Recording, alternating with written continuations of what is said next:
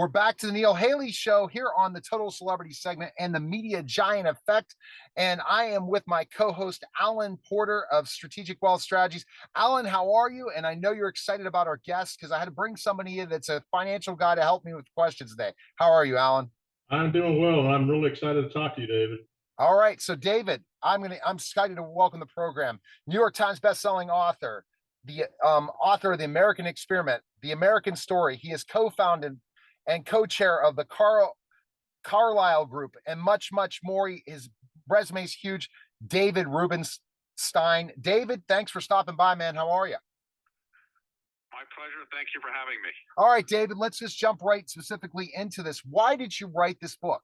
You've written so many books, and this one really is one that, is powerful because the fact of the matter is everyone's thinking about their finances now and saving money. They're looking at their retirement. They're concerned about how the market's going and how things are just going.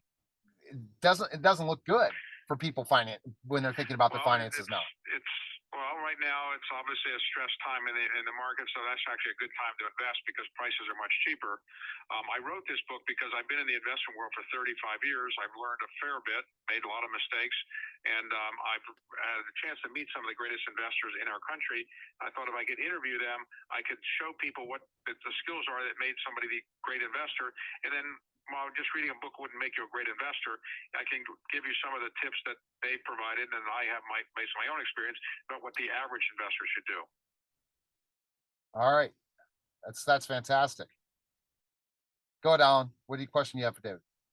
Well, David, I've read a lot of things about you. I see you went to Duke, and I see that you're one of the 40 individuals who have pledged half of your estate to charitable organizations, and I think that's absolutely wonderful because we're put on this earth to make a difference, not just for ourselves, but for everybody. And I applaud you for that. And I can't wait to read your book. I've just got a new book out. It's called Wealth Beyond Taxes. And I concentrate on the cash value life insurance. What are your thoughts on cash value life insurance?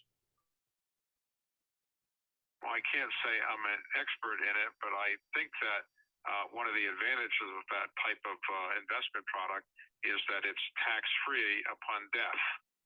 So if I understand it correctly, if you have X dollars and you die and you're going to pay a federal estate tax, but that if you take Y dollars and put it into insurance and then you use that money for the premiums, upon death, the inherited person or the beneficiary does not pay gift tax or inheritance tax on the receipts.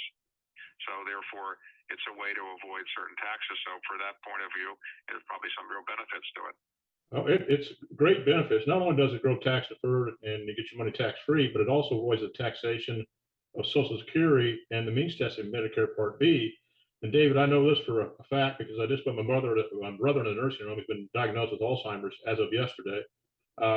You can use up to 90% of the death benefit, which is hundreds of thousands of dollars, if not millions of dollars, up to 90% of that tax free to pay for long-term care. And that's going to affect 70% of Americans today, right now, with long-term care. And it's very, very expensive. All right. So let's jump right. I'm not. Go, David. Sorry. Go ahead. No, I was going to just jump right quickly to the point about David talking to all these financial investors that have been successful. That's got to be something that, is powerful for people to look at. They know how to invest money. You talked about we shouldn't be concerned with the markets now and all these different things. Can you expound on speaking to all these people and what you learned? What I learned is that all the great investors have made mistakes and they've come back from their mistakes. And if you're an investor and you're really good at it, you will make mistakes because you're always doing something that other people don't think you should do. You're defying conventional wisdom. The conventional wisdom to say is go buy X, Y, and Z, and the great investors go buy A, B, and C because they're trying to do something different and they're going to make their money that way. So for today, the conventional wisdom is put your money in a mattress probably and don't put anything in the markets. Don't buy anything now. The markets are falling apart. But that's actually the best time to invest. When prices are lower, you can buy things more cheaply and then markets inevitably come back and they will over time. You got to have a reasonable time horizon, but today is probably a pretty good time to invest.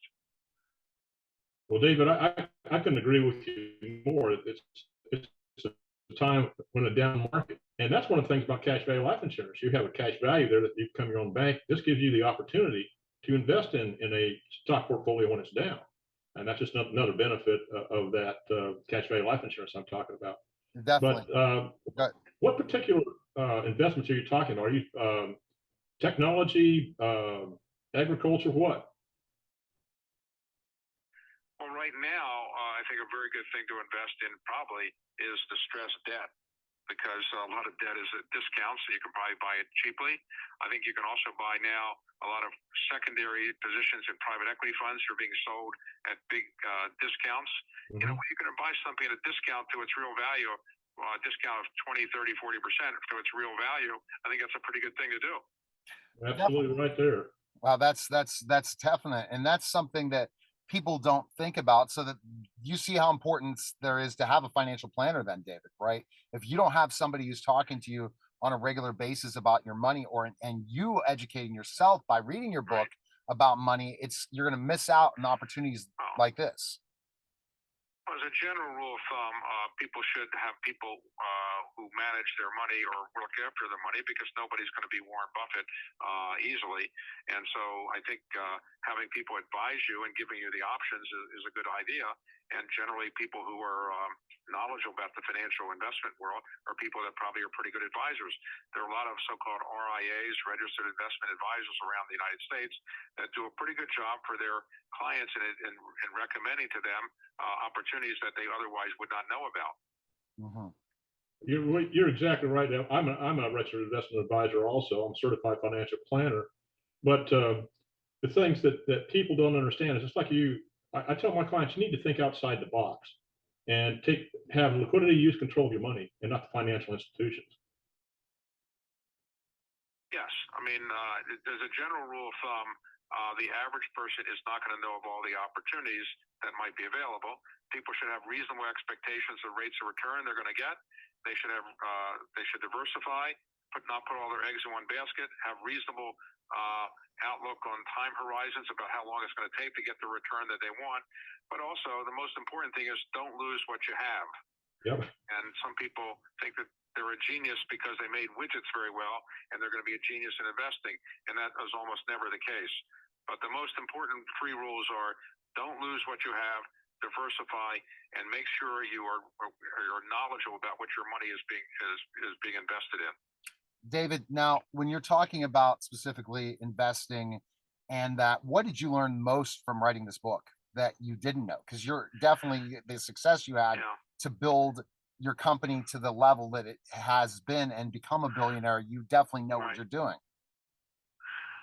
Well, I'm not sure of that, but in any event, I would say I learned that all people who are these great investors have their insecurities in terms of mistakes they've made, and they didn't intend to be great investors. They kind of stumbled into it a bit, and they worked their way up by making mistakes and by working hard. You know, hard work overcomes a lot of sins. And I think generally, it's a good idea to back people who are hardworking and smart than people that aren't hardworking and are not smart.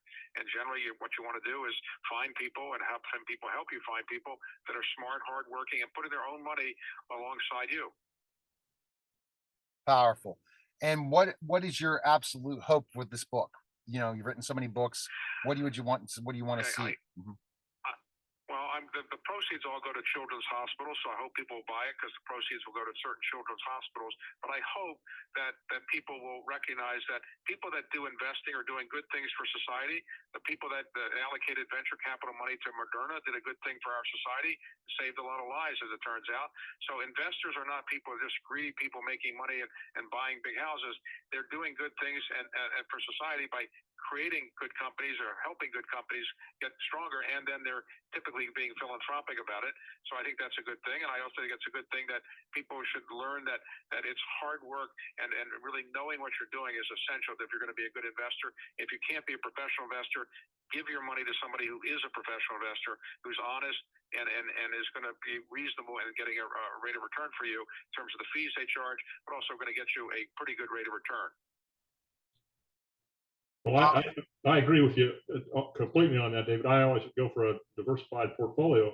And one of the things I tell people, I said, listen, I'm your medical doctor, and I tell you that you've got to have a knee surgery. Are you going to want me or orthopedic surgeon to do that knee surgery? Well, obviously the orthopedic surgeon, because he's the specialist in that field. You don't want a private equity person doing knee surgery on you, and No. you don't want a knee surgeon who is a private expert who's looking at the stock market screens while he's operating on you, right? That's exactly right. No doubt. And David, I was thinking when you talk about niching down, that so many people think of that. This is more of a marketing question because of your success as a businessman. How important is to hire the right people around you, their niche that are experts in those fields versus people that say they do it all? As a general rule of thumb, nobody's smart enough to do it all. Generalists are generally not going to be as good as specialists. As a general rule of thumb, people that specialize and spend their whole life in one area are probably going to be better than people that are generalists. Now, Warren Buffett would be considered a generalist, but he's a specialist in investing and in knowing what he's doing in the investment area. So generally, I think using specialists who are well trained and well educated and well meaning, I think is probably better than trying to do everything yourself, or finding somebody down the street who you went to school with who is a generalist and wants to help you, but really isn't an expert. What's your recommendation today for anyone that's looking to invest? What should you do first?